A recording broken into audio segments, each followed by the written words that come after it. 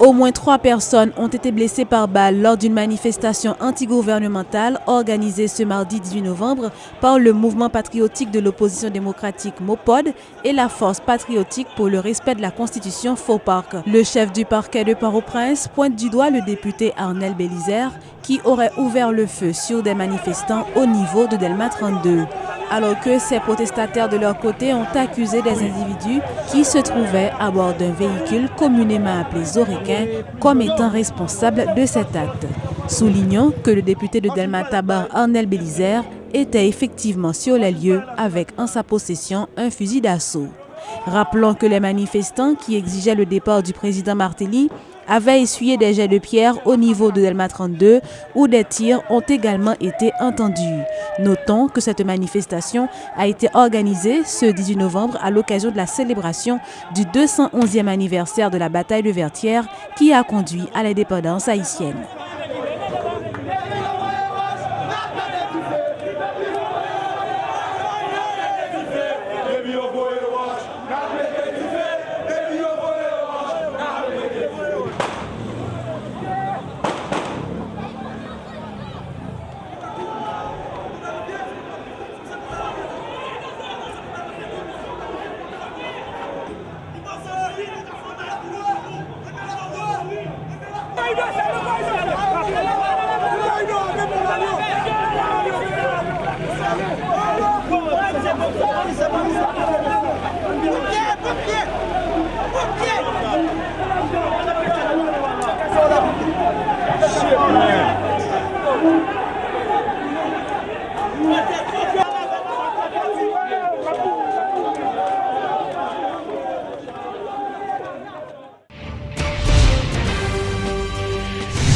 Le président Michel Martelly s'est rendu ce mardi au Cap-Haïtien, la deuxième ville du pays, où il a déposé au pied des héros de l'indépendance à Vertières une gerbe de fleurs.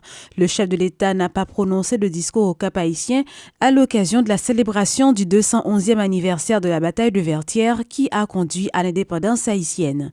Dans un message préenregistré au Palais national, le président Martelly a une nouvelle fois appelé à l'unité. Le chef de l'État a mis l'accent sur la nécessité pour tous les Haïtiens de travailler à la création d'un climat sociopolitique stable.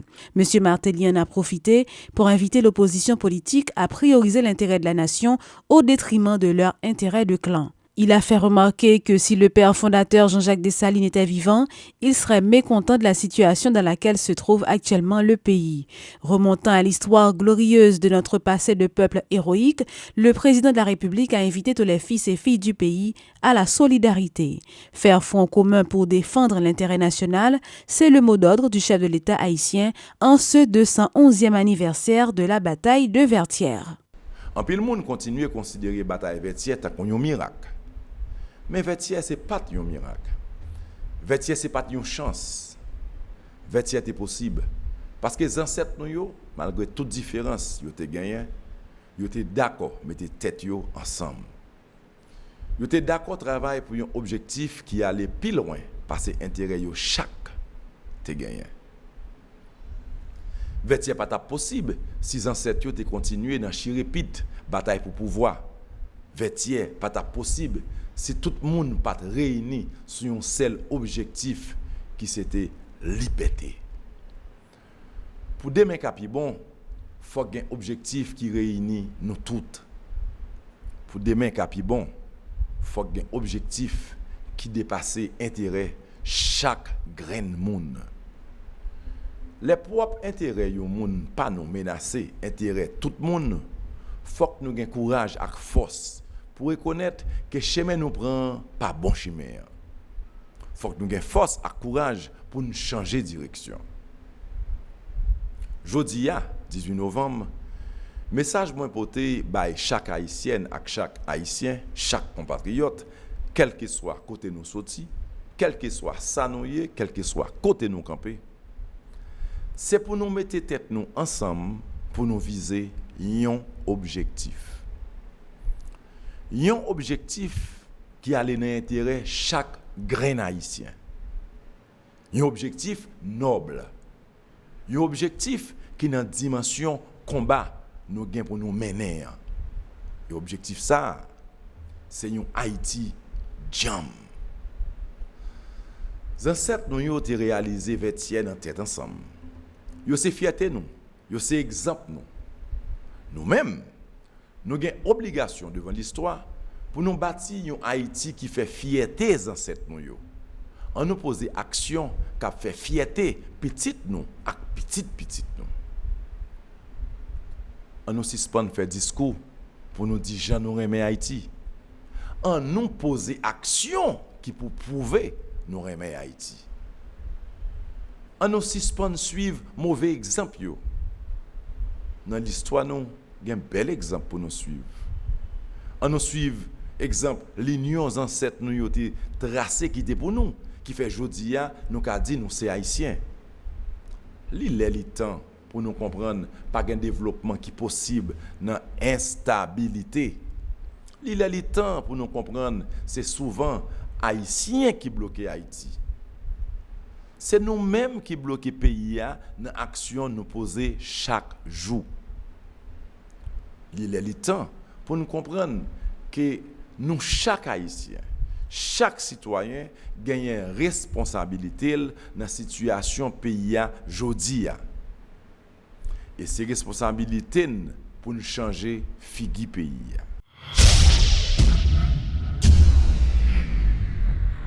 Des sénateurs de toutes tendances se mettent ensemble pour empêcher la caducité du Parlement. Dans une adresse à la nation, le président du Grand Corps, Dieuseul Simon Dera, entouré de ses collègues, a critiqué le pouvoir exécutif qui, selon lui, continue de dénigrer le Sénat de la République. Il a donné la garantie que le Sénat ne sera pas dysfonctionnel après le deuxième lundi du mois de janvier. Tant qu'il reste un seul sénateur en poste, le Sénat demeure.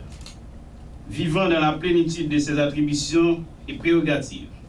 Et si même, par la faute des uns et les astuces des autres, le corps venait à être amputé d'un tiers, de 2 tiers, et même de la totalité de son effectif, l'institution sénatoriale demeurerait encore infrangible de son essence, invulnérable de son existence constitutionnelle, exhibant un vide accusateur qui ne serait que la définition et l'image de la forfaiture de ses détracteurs.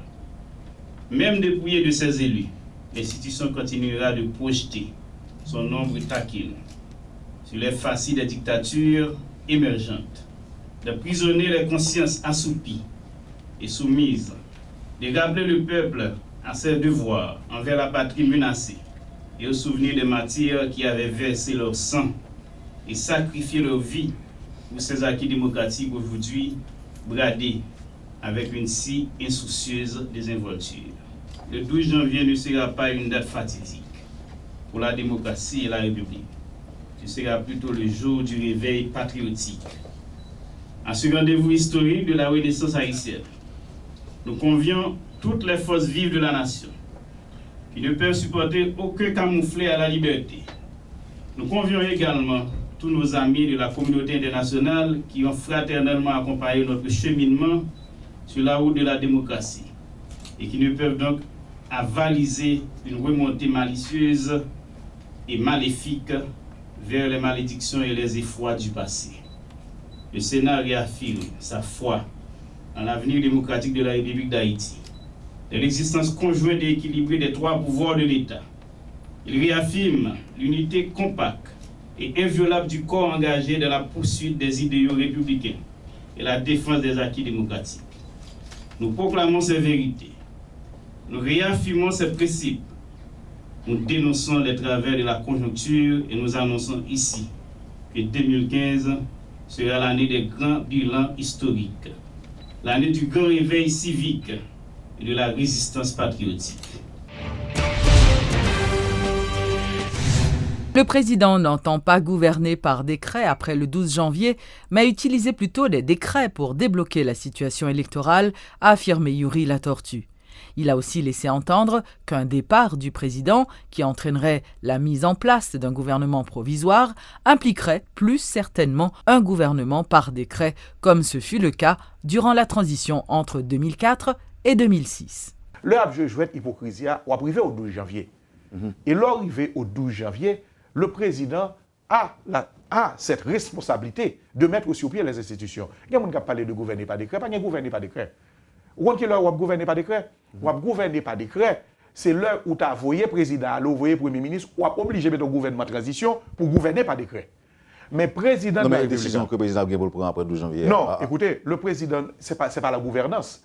Il y a un problème de vote dans le cadre légal que sénateur jusqu'à présent refusé de voter, eh bien, il y aura un décret électoral pour avoir les élections.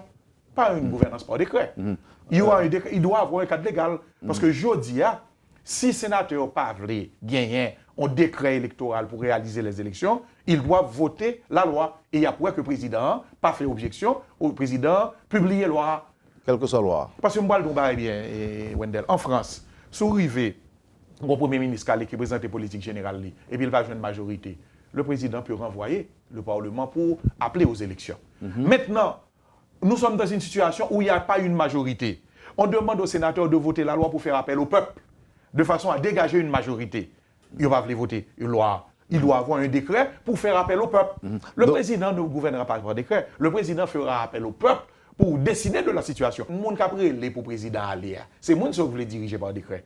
Parce que le président allait, le premier ministre allait, le ça, il y a un gouvernement de transition. Et le gouvernement de transition, c'est justement le fort des gouvernements de transition de diriger par décret. Pendant le gouvernement et le premier ministre, il y a un décret.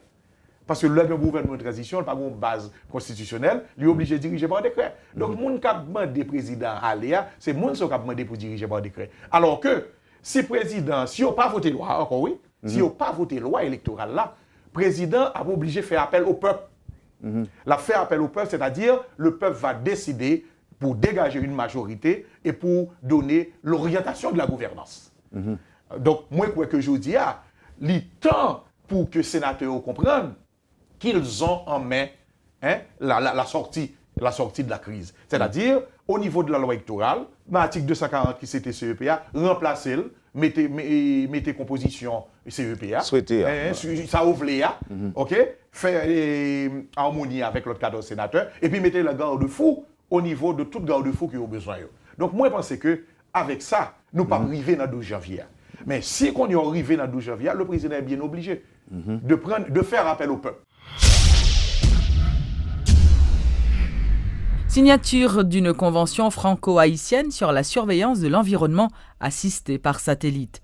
Sous l'égide du gouvernement haïtien, un accord a été conclu ce 17 novembre entre Jean Vernet-Henry, recteur de l'Université d'État d'Haïti, et Michel Laurent de l'Institut de recherche pour le développement, en vue de l'implantation d'un centre de surveillance de l'environnement assisté par satellite en Haïti, notamment sur le campus Henri-Christophe à Limonade, dans le nord du pays.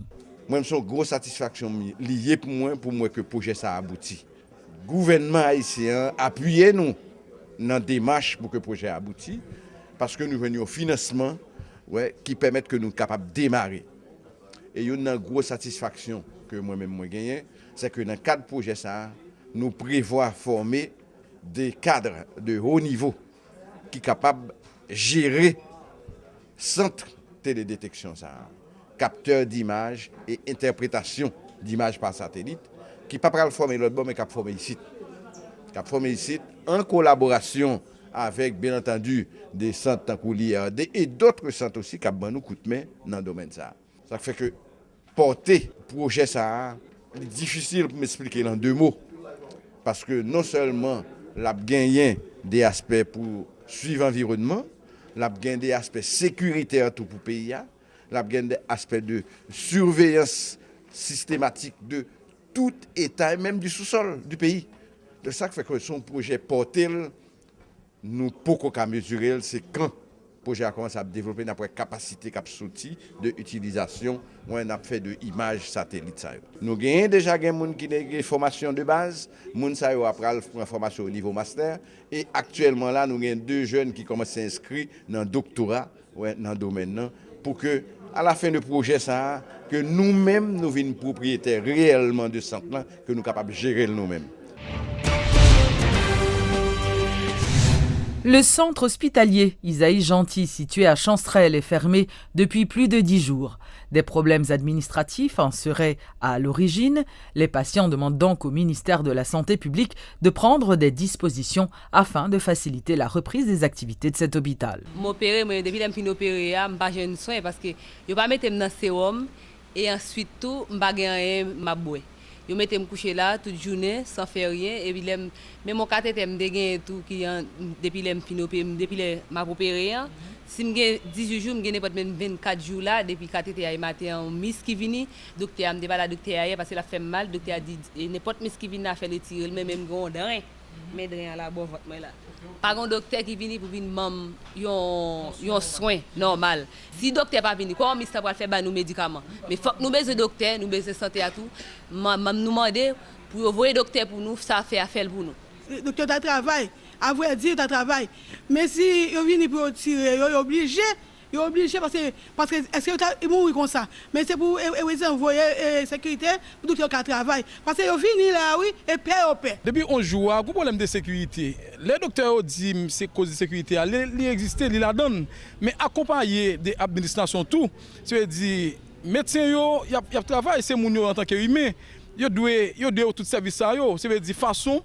sécurité aille pour yo même yo senti pas dans eux même ça veut dire c'est normal puis camper puis ka dire ça au besoin administrativement il y a un problème de l'hôpital là en plus pas un médicament ça veut dire juste pour répondre à besoin monde qui vient l'hôpital là ça c'est problème nié.